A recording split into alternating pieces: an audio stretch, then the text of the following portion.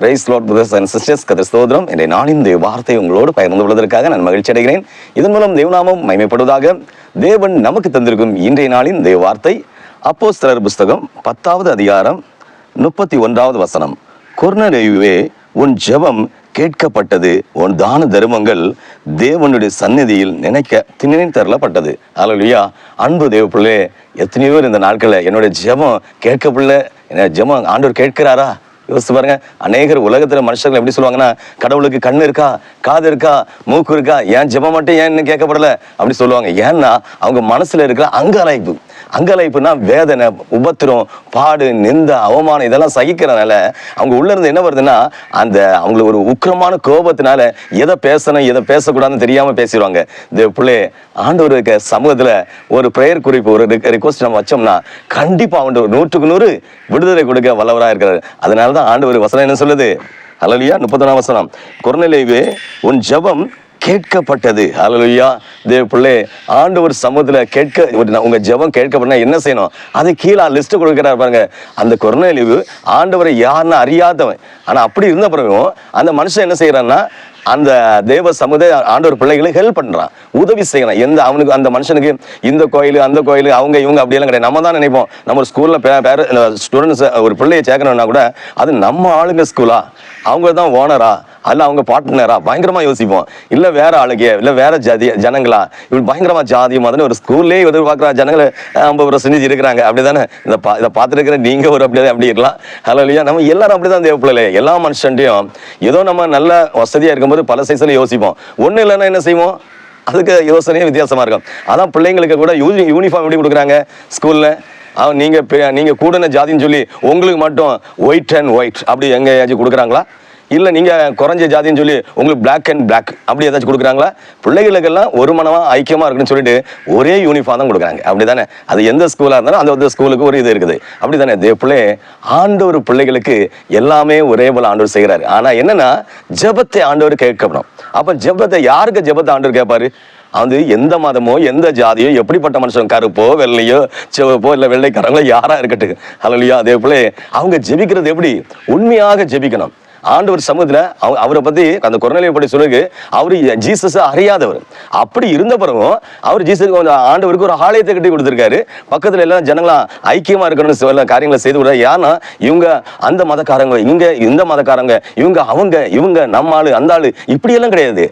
ஆண்டவருக்கு பிள்ளைகள், ஆண்டவர் நோக்கி பார்க்கிற பிள்ளைகள் வெட்கப்படவே மாட்டாங்க. ஏன்னா அவரை நோக்கி பார்க்கிற பிள்ளைகளுக்கு அவரு ஒரு பதில் கொடுக்காம இருக்கவே மாட்டாரு. நீங்க இந்த நேரத்துல நீங்க எந்த சூழ்நிலையில நீங்க சொன்னீங்க, என் சூழ்நிலையெல்லாம் உங்களுக்கு தெரியவா போகுது பாஸ்டர்? உங்களெல்லாம் தெரிய போகுது, என் சூழ்நிலை எல்லாம் தலையே நாளைக்கு போயிடும், அந்த மாதிரி பிரச்சனையில இருக்கிறேன். இல்ல நாளைக்கு ஒரு மோசமான ஒரு ஆபரேஷன் நடக்க போகுது, அதுக்கு நான் கண்ணீரோட இருக்கேன், என் பிள்ளைக்காண்டி போராடிட்டே இருக்கிறேன், என் பிள்ளைக்கு படிப்பு செலவுக்காக, என் பிசினஸ் லாஸ்ல இருக்கிறேன், என்னுடைய அந்த குடும்பத்தில் இவ்வளவு பெரிய நெருக்கடி இருக்கு, இதை மாறணும், எவ்வளோ போராட்டங்கள் எதுவா இருக்கட்டும், எவ்வளோ பெரிய மலை போல உள்ள பிரச்சனையா இருக்கட்டுமே, நீங்க ஆண்டவர் வச்சுக்கிடுமா இயேசு கிறிஸ்துட்ட உங்க ஜெப குறிப்பை நீங்க கொடுத்துட்டீங்கன்னா, அவர்கிட்ட காலையில் இருந்துச்சு, இயேசுப்பா உங்களால கூடாத காரியம் ஒன்றுமே இல்லை, நீர் நல்லவர் ஆண்டவர், நீர் எல்லாருக்கும் உதவி செய்கிறீர். பாருங்க, அதே போல ஒண்ணு மட்டும் புரிஞ்சுடுங்க, மழை பெய்யுதுன்னா மழை யாருக்கு மேல பெய்யும்?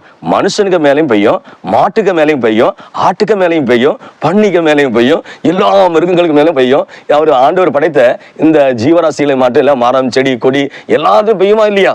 அதே மாதிரி ஆசீர்வாதங்களும் எல்லாருக்கும் உரியது. அல்லேலூயா. ஐயோ அவங்க எல்லாம் ஒண்ணுத்துக்கு உதவாத ஜனங்கள், அந்த ஜனங்கள்லாம் நல்லா இருக்கிறாங்களே அப்படி நீங்க சொல்லக்கூடாது. அதான் பைபிள் சொல்லு, பொல்லாத ஒரு ஜனங்கள் மேல, இந்த பொல்லாதவர் மேல் பொறாமை கொள்ளாதே. அவங்க சொல்லுவாங்க, ஐயோ அவங்க எல்லாம் கொலகாரங்க, அவங்க மோசமா சம்பாதிக்கிறாங்க, அவங்க எப்படியும் பண்ணிட்டு போட்டோம், அதுக்கு நமக்கு சம்பந்தம் கிடையாது. நமக்கு என்ன இருக்குதோ அதுல என்ன செய்யணும்? போதும் என்கிற நிறைவோடு வாழ கற்றுக்கொள்ள ஆண்டவர்கிட்ட கேட்கணும். அல்லேலூயா. இதே பிள்ளை அது இல்லாம சொல்ல பாருங்க, இயேசுவை அறிய வேண்டிய விதத்துல அறியாத ஒரு புறஜாதியான ஒரு மனுஷன் இந்த கொர்நேலியு, அவர் அப்படிப்பட்ட மனுஷனா இருந்துகிட்ட கூட இயேசு அறிய வேண்டிய இடத்துல அவர் அறியல. அப்படி இருந்துவிட்டு அவர் என்ன செய்யறாருன்னா, ஆண்டவருக்கு ஒரு கோயிலை கட்டி கொடுக்கிறாரு அந்த இடத்துல. அல்லேலூயா. அதே போல நல்லா புரிஞ்சுக்கிடுங்க, உண்மையான ஜனங்கள் இயேசுவா சொல்றாரு, அவங்க எந்த மதத்துல இருந்தாலும் எந்த ஜாதியா இருந்தாலும் அவங்க உண்மையாட்டு அவங்க இருக்கிற இடத்துல இருந்தாங்கன்னா ஃபைனலா ஜீசஸை தான் ஃபாலோ பண்ணுவாங்க. அல்லேலூயா. எத்தனையோ கேட்டு பாருங்க, எவ்வளோ காரியங்களை செஞ்சிருப்பாங்க. இடையில கூட ஒரு கலெக்டரை பத்தி கேள்விப்பட்டேன். 20 வருஷம் சீனியர் கலெக்டர். அவருக்கு ஒரு பெரிய அந்த எவ்வளோ பெரிய எந்த அதிகாரத்தை கொடுத்தாலும் அவர் கரெக்டாக செய்வார். ஆனால் அவருக்கும் சேலரி எல்லாம் பிடிச்சி வைக்கிறது, ஏன்னா அதிகாரத்துங்களாம் பெரிய அந்த 5 வருஷத்தோட ஆட்சியாளர் மாறுவாங்க போவாங்க இப்படியெல்லாம் இருக்கிறதுனால அவர் வந்து கிறிஸ்டியானிட்டியில் கன்வெர்ட் ஆகி வந்து ஒரு பிராமின் மனுஷன். ஆனால் அவர் வந்து கன்வெர்ட் ஆகி வந்த உடனே என்ன செஞ்சுட்டாங்கன்னா, அவர் 20 வருஷம் சீனியராக இருந்தால் புரியுமே அவளை தட்டி கீழே வச்சிருந்தாங்க. ஏன்னா அவர் இருக்க வேண்டிய இடத்துல எப்படி அவர் இருந்த இடம் ஒரு புற ஜாதியா இருந்தாரு. அப்போ ஒவ்வொரு கொலைக்காரையில ஜனங்களுக்கு பாதுகாப்பு, கெர்லு கட்டி அந்த சரி பண்றது, செவரு கட்டி கொடுக்கறது எல்லாம் கவர்மெண்ட்ல இருந்து செய்யக்கூடிய கரெக்டா பக்காவா பண்ணிடுவாரு. ஆனா என்னைக்கு கிறிஸ்டியனா கன்வெர்ட் ஆனாரோ அன்னையில இருந்து அவருக்கு போராட்டம். ஏன்னா கல்லை கொண்டு, ஏன்னா பெரியவங்க எல்லாம் ஆளை தூண்டி விடுவாங்க. எஜுகேட்டட் என்ன செய்வாங்கன்னா, இந்த தெரியாத முட்டாள்கள்னு சொன்ன மாதிரி, முட்டாள்னு யாருமே சொல்லக்கூடாது. பைபிள் படி முட்டாள்னு சொன்னா நம்ம எரிநகரத்துக்கு போவோமா, நம்ம பிள்ளைங்களை கூட சொல்லக்கூடாதான். அதனால நம்ம யாரையும் முட்டாள்னு சொல்லல, படிப்பறிவு இல்லாத ஜனங்களை வச்சு இல்லை ஏதோ மதவாதிகளை வச்சு கள்ள தூக்கி எறியது, காரை உடைக்கிறது, ஏதாச்சும் செய்யறது. அவங்க கூட முந்தி அவர் இருந்த இடத்துல அவர் யாரு ஹீரோ, இப்ப அவங்க யாரு, அவர் ஆள் மாறிட்டல்ல. அதனால இவர் யாரு, அவர் வேற ஆள், நம்ம ஆள் இல்ல. இந்த எப்படி ஒண்ணு நல்லா புரிஞ்சுக்கிடுங்க. நம்ம எங்க இருந்தாலும் உண்மையா அந்த கலெக்டர் இருந்தாரு பாருங்க, இப்ப நல்லா சந்தோஷமா இருக்கிறாரு. ஆனா அந்த உலகத்துல என்னன்னா அவருக்கு அந்த அந்த அவருக்கு மேல போஸ்டிங் போகக்கூடிய எல்லாம் போக முடியாத சூழ்நிலை நிறைய காரியங்கள்லாம் இருக்கு அவருக்கு. ஏன்னா உண்மையா இருந்த நீங்க ஒரு இது டிபார்ட்மெண்ட்ல இருக்கீங்க, நீங்க உண்மையா இருந்து பாருங்க. நீங்க மட்டும் லஞ்சம் வாங்க இருந்தா உங்களை மாதிரி பைத்தியம் இந்த உலகத்திலே இல்லைன்னு சொல்லுவாங்க. நீங்க ஒரு கூமுட்டை அறிவு அந்த படிப்பு இருந்தும் ஒரு முட்டாளா வாழ்ந்துருக்கான், இல்ல முட்டா வாழ்ந்துருக்கான் அந்த பொம்பளை. நீங்க இது எந்த துறையில இருந்துக்கிட்டுங்களா, அந்த புறஜாதியா அந்த கொரோனா லீவு லாஸ்ட்ல எங்க போறாரு, ஜீசஸ் தேடி வராரு. அந்த வசனம், ஏன்னா ஜீசஸ் யாரும் தெரியாதப்பமே அவர் என்ன செய்யறாரு, கோயிலெல்லாம் கட்டி கொடுத்துருக்காரு. ஆனா எல்லாரும் ஒரே மாதிரி தானே அவர் நினைக்கிறாரு. அப்படி அந்த மனுஷனுக்கு ஆண்டவர் அற்புதம் செய்தாரா இல்லையா? ஹல்லேலூயா. இதே போல ஒன்னே ஒண்ணுதான் நம்ம ஃபைனல், நம்முடைய வாழ்க்கை. இந்த இரவு யாரு இறந்து போறாங்க, யாரு இருக்கிறாங்க சொல்லவே முடியாது. அநேக குடும்பத்துல பாருங்க, ஒத்தைக்கு ஒரு பிள்ளை இறந்து போயிருது. ஒரே ஆக்சிடென்ட்ல தாய் தகப்பன் போயிறாங்க, இல்ல பிள்ளைகள் மட்டும் காக்கப்படுது, இல்ல மனைவி மட்டும் வெளியேறாங்க. அவங்க நிலைமை என்ன யோசிச்சு பாருங்க. அதனால நாளைக்கு ஒரு நாள் இருக்கிறது கடவுளுக்கு கரத்துல இருக்குது. ஆண்டவரை நம்பி நம்ம இருக்கணும். அப்ப ஆண்டவர் என்ன செய்வாரு, அற்புதங்களை செய்வாரு, அதிசயங்களை செய்வாரு. அல்லையா? வசனத்தை பாத்தீங்களா, கொர்நேலியுவே உன் ஜெபம் கேட்கப்பட்டது. நம்ம உண்மை உத்தமமா நம்ம இருக்கிற இடத்துல இருந்தா ஜீசஸ் என்ன செய்வாரு, நம்ம ஜெபத்தை எல்லாம் கேட்பாரு. நம்ம என்னெல்லாம் ஜெபிக்கிறோம், ஆண்டவரே என் பிள்ளைங்களுக்காக, என் மனைவிக்காக, என் பொண்டாட்டிக்காக, என்னுடைய தாயாருக்காக, என் ஆச்சி தாத்தா பாட்டிக்காக, குடும்பத்திற்காக, என் நண்பனுக்காக நம்ம ஜெபிக்கிற ஜெபம் ஆண்டவர் கேட்க, அவருக்கு செவியில போய் காதுல விழும். ஹல்லேலூயா. அவர் என்ன செய்வாரு, உடனே நமக்கு பதில் தருவார். அதனால என் வாழ்க்கையில இவ்வளவு நாள் போராடி ஜெபிச்சிட்டு இருக்கேன், என் வாழ்க்கையில ஒரு நல்ல காரியமே நடக்கலையே, இத்தனை வருஷம் திருமணம் முடியலையே, இத்தனை வருஷம் இந்த வியாதியோட தான் சாகணுமா, இத்தனை வருஷம் இந்த கடனோட தான் அழுது மாண்டு போகணுமா, கடன் பாரத்தை என் பிள்ளைகளை வச்சுட்டு தான் தலைமுறைக்கு போகணுமா அப்படிலாம் நினைக்கிறீங்களா? அல்லையா? எதுக்கும் கலங்காது. இந்த பிள்ளை இந்த உலகத்துல போதும் என்கிற நிறைவு உங்கள்ட்ட இருக்கிற வரைக்கும் இந்த உலகத்துல எந்த சக்தியும் உங்களை ஒண்ணுமே செய்யாது. எவ்வளவு பாரங்கள் இருந்தாலும், எவ்வளவு போராட்டங்கள் இருந்தாலும், அதுலயும் ஒரு சந்தோஷத்தையும் சமாதானத்தையும் ஏசப்பா வச்சிருப்பாரு. ஏன்னா உங்களை காட்டிலும் நடு தெருவில் எத்தனையோ இருப்பாங்க, உங்களை காட்டிலும் கீழான நிலைமையில எத்தனையோ இருப்பாங்க. அதுக்கு ஆண்டவர் உங்களை நல்லா தான் வச்சிருக்காரு. ஆனா என்ன வச்சிருக்காரு, ஒரு சமாதானம் இல்லையா, ஒரு சந்தோஷம் இல்லையே நீங்க கேட்பீங்க. சமாதானத்தையும் சந்தோஷத்தையும் கடையில போய் வாங்க முடியாது. அல்லையா? ஆண்டவர் தான் கொடுக்கணும். அப்ப ஆண்டவர் என்ன செய்யணும், நம்ம தனிமையா இருந்து நம்ம பண்ற எல்லா பிரேயரையும் ஆண்டவர் கேட்கிறாரு. அப்ப கேட்கவே இல்லை சொல்லவே கூடாது. ஏன்னா ஆண்டவர் என்ன சொல்றாரு, உன் ஜெபம் கேட்கப்படுது. இத்தனை நாட்கள் நீங்க எவ்வளவு கண்ணீர் வடித்திருந்தாலும் அந்த கண்ணீரை எல்லாம் அவருக்கு துருத்திலன்னா அவர் ஒரு இடத்துல என்ன செய்யறாரு, ஒரு பாத்திரத்துல அடைச்சு வச்சுக்கிறாரு. எதுக்கும் ஒரு லிமிட், பருதி, ஒரு அளவு, ஒரு முற்றுப்புள்ளி உண்டு தேவப்பிள்ளை. அதான் சொல்லுவாங்களா, ஆணைக்கு ஒரு காலம் வந்தா பூனைக்கு ஒரு காலம் ஒண்ணு சொல்லுவாங்க. ஹல்லேலூயா. என்னைக்கு நீங்க ஒரு ஆமை மாதிரி நீங்க போயிட்டு இருக்கலாம், முயல் மாதிரி உங்க கூட்டத்தில் இருக்கிறவங்களாம் முன்னேறி எப்படி எல்லாமோ போயிட்டு இருக்கலாம். ஆனாலும் முயல் என்ன செய்யும், ஒரு ரெஸ்ட் எடுக்கணும். அந்த ரெஸ்ட் டைம் ஆமா கடந்து ஜெயத்தை பெறும். ஹல்லேலூயா. என்னைக்கும் ஆண்டவர் சமூகத்தை பார்க்க உண்மையாட்டு நீங்க ஆண்டவர் நிச்சயமா இயேசு கிறிஸ்துவை தேடினீங்கன்னா உங்க வாழ்க்கையில ஆண்டவர் நீங்க நினைப்பதற்கு வேண்டிக் கொள்வதற்கும் அதிகமான காரியங்களை செய்து உங்களை அதிசயங்களை காண செய்வார். உங்க ஜெபத்தை ஆண்டவர் கேட்கலன்னு நினைக்காதீங்க. நீங்க யாரு, தேவ பிள்ளைகள். உங்க ஜெபங்கள் லேட்டா தான், அதான் சொல்லுவாங்களே, ஆண்டவர் கொஞ்சம் பொறுமையா தான் இருந்தாலும் ஆண்டவர் உண்மையாட்டே கேட்டு உங்களுக்கு நல்ல பதில தருவாரு. அதெல்லாம் என் ஜெபம் கேட்கலன்னு மட்டும் நினைக்காதீங்க. ஏன்னா ஒரு குழந்தைய கூட பாருங்க, தாய்க்கு வயிற்றுல முதல் மாசம் குழந்தை உருவாகணும் உடனே அந்த தாய்கிட்ட உடனே குழந்தை உருவாயிட்டு உடனே பிரசவம் வச்சு உடனே ஆபரேஷன் பண்ணி எடுக்க முடியுமா? இல்ல.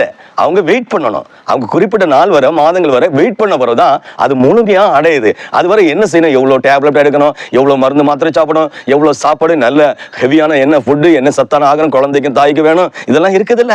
அதுக்கு பிறகுதான் ஆண்டவர் என்ன செய்யறாரு? நல்ல அற்புதமா ஒரு குழந்தைய கொடுக்குறாரு. அதுவும் கைகால் சுகத்தோடு ஒரு பிள்ளை கிடைக்கணுமா இல்லையா?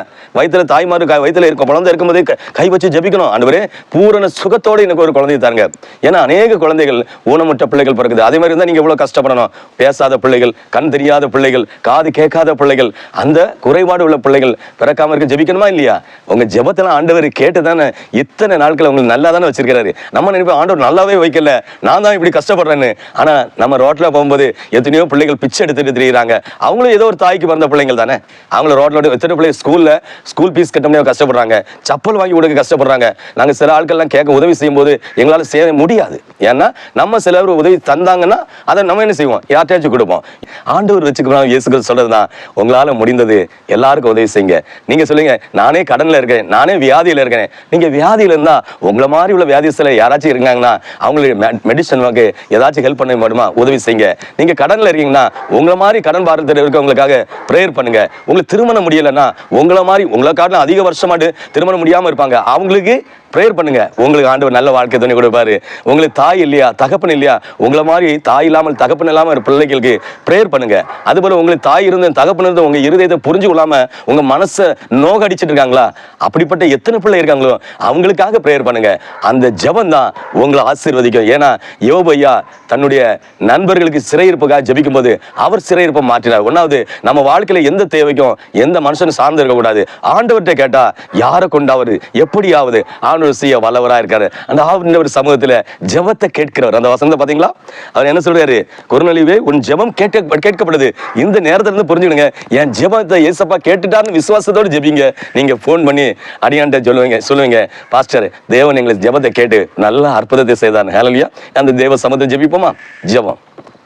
பரிசுத்த பரமபிதாவே, இந்த அருமையான வேளையிலும் இயேசுப்பா, கொர்நேலியுவே, உன் ஜெபம் கேட்கப்பட்டது, உன் தான தர்மங்கள் தேவ சந்நிதியில் நினைத்தரப்பட்டதுன்னு சொன்னீரப்பா. அந்த வார்த்தையின்படி ஆண்டவரே, இந்த செய்தியை பார்த்து கேட்டுக்கொண்டு இருக்கிற ஒவ்வொரு தேவ பிள்ளைகளின் வாழ்க்கையிலும் இயேசுப்பா, என் வாழ்க்கையில இவ்வளோ போராட்டம், என் எதிர்காலம் இருக்குதான்னு எனக்கே தெரியல, இனி வாழணுமா சாகணுமா தெரியல, இந்த வியாதியோடும் இந்த கடன் நெருக்கடியோடும் இந்த வேதனையோடு மற்றவர்களால் அற்பமா என்கிற சூழ்நிலையோடு நான் வாழ வேண்டுமா என்று நினைக்கிற சூழ்நிலையில் எத்தனையோ பிள்ளைகள் இனி தற்கொலை பண்ணி சாகதான் செய்ய வேண்டும். உயிரோடு இருந்து பிரோஜனம் இல்லை. ஆண்டவரே, என்ன படிச்சாலும் என்னுடைய மெமரி பவரே இல்லை, படிப்பு மைண்ட்ல இல்லவே இல்லை. ஆண்டவரே, அவமானப்படுகிற, நிந்தை அடைகிற, வெட்கப்படுகிற சூழ்நிலை. அப்படி ஆண்டவரே, என்னென்ன சூழ்நிலையில் இருந்தாலும், மலை போல எவ்வளவு பெரிய சூழ்நிலையில இருந்தாலும் ஆண்டவரே, அதுபோல தேவ ஊழியக்கார தேவ பிள்ளைகள் எங்களுடைய தேவைகள் கூட சந்திக்கப்படாம இருக்கிற எத்தனையோ தேவ பிள்ளை இருக்காங்க. அவங்க தேவைகள் சந்திக்கப்பட இந்த நாட்கள் வீடுக்கு இடம் வாங்கிட்டு வீடை கட்ட முடியாத சூழ்நிலைகள், வீடு கட்டி பகுதி நேரத்தில் எனக்கு முழுமையாக முடிக்க முடியலன்னு கண்ணீர் விடுகிற சூழ்நிலைகள், பேங்க் லோன் வாங்கிட்டு வட்டிக்கு கடன் வாங்கிட்டு திரும்ப கொடுக்க முடியாத சூழ்நிலைகள், ஆண்டவரே வட்டிக்கு பணத்தை கொடுத்து திரும்பி வாங்க முடியாத சூழ்நிலைகள், எவ்வளவு பிரச்சனைகள், எவ்வளவு போராட்டங்கள், கர்ப்பிணியாளா இருக்கிற தாய்மார்களுக்கு நல்ல போஷாக்கான சாப்பாடு எனக்கு கிடைக்கல, நல்ல மருந்து மாத்திரைகள் கிடைக்கல, கண்ணீர் விடுகிற ஒவ்வொரு தாய்மார்களுக்கும் தகப்பன்மார்களுக்கும் வாலிபர்களுக்கும் நீர் இரக்கம் செய்வீராகப்பா. தாய் போல தேற்றி தந்தை போல ஆற்றுகிற தேவன், மலை போல துன்பங்கள் வந்தாலும் பனி போல உரியிட செய்கிற ஆண்டவர். ஆண்டவரே, இந்த செய்தியை பார்த்து கேட்டுக்கொண்ட ஒவ்வொரு தேவ பிள்ளைகள் வாழ்க்கையிலும் நீர் மேன்மைப்படுத்துவீராக, உயர்த்துவீராக, அற்புதங்கள் அடையாளங்களை செய்து ஆசீர்வதிப்பீராக. இவங்கள் ஜெபத்தை எல்லாம் நீர் கேட்டீர் என்று விசுவாசிக்கிற தகப்பனே, நீர் அப்படியே செய்து நன்றியோடு உம்மை துதிக்கிறேன் ராஜா. ஆவியானவரே, இரக்கம் செய்வீராக என்று மீட்பர் இயேசுவின் நாமத்தில் ஜெபிக்கிறேன் ஜீவனுள்ள பிதாவே. ஆமென், ஆமென், ஆமென். ஹல்லேலூயா, ஹல்லேலூயா.